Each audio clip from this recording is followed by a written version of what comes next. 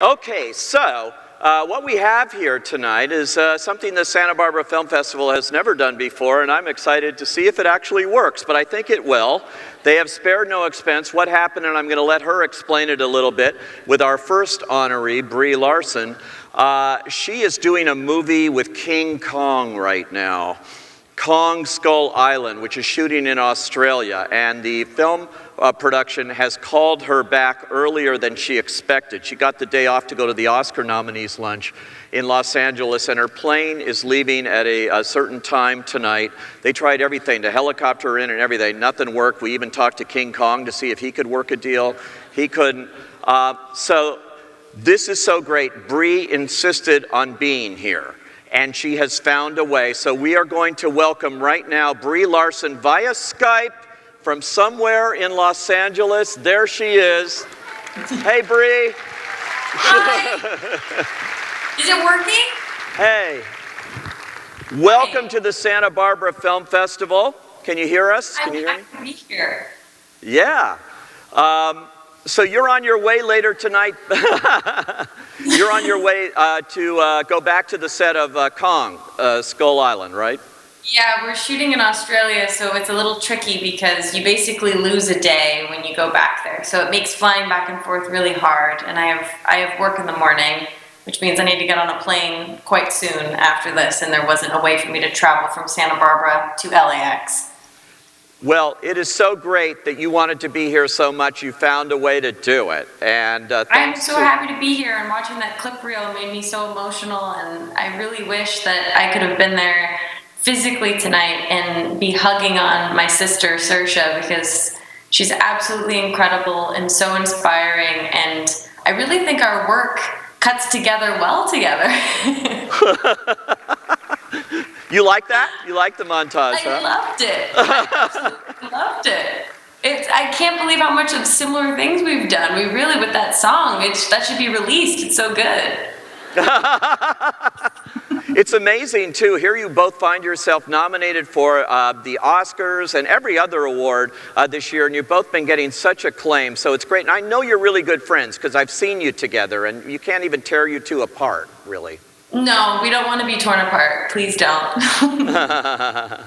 Well, let's talk a little bit about you, because both of you have found success at a very young age, but you've been, like in my introduction, you've been in the business like 18 years now. This has been a lot of work. Yeah, it's been a really long time. I mean, started auditioning when I was 6 or 7 years old, and 26 now. So, I mean, working for maybe, 18 years, but auditioning and at this for about 20. It's been a really long road, but I wouldn't want it to be any different. I really feel like all of that has just brought me closer and closer to who I am, and I feel really ready for all of this.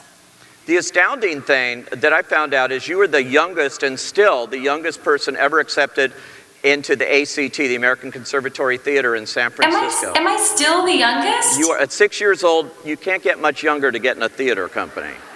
I mean, I don't know. I thought for sure there was like some sort of freak 3-year-old that got in. It's pretty amazing. Why did you know at that age, and how did you wind up in that kind of esteemed company at that point?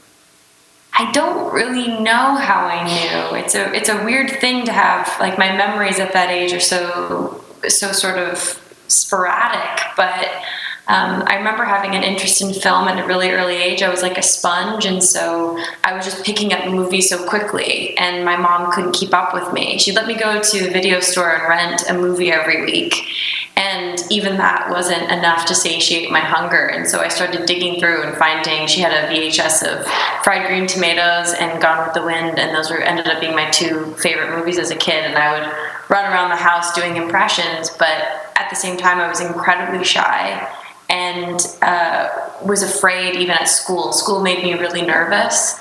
And so when I told my mom at 6 that I knew what my dharma was and it was to be an actor, it was very jarring for her. And she thought that I was just repeating something that I had heard on TV. And I just wouldn't stop talking. I just kept pestering her about it. And after, I guess, a couple months of it, she said that if I took acting lessons once a week for a year, that she would consider getting me an agent. And within that year, I was doing local plays, and it kind of took off. And it's been the weird dichotomy of my life, this shy kid, but this desire to be on stage. Being on stage was comfortable, but a one-on-one conversation was always really difficult. And then you got on camera. Now, is this true? Your first gig was playing Malibu Mudslide Barbie on The Tonight Show with Jay Leno?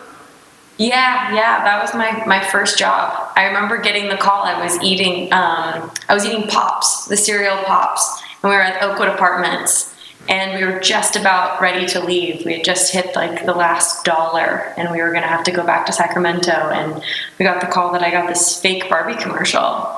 And the way it worked is you didn't get the script until you arrived there, and they were always like fake skits and commercials.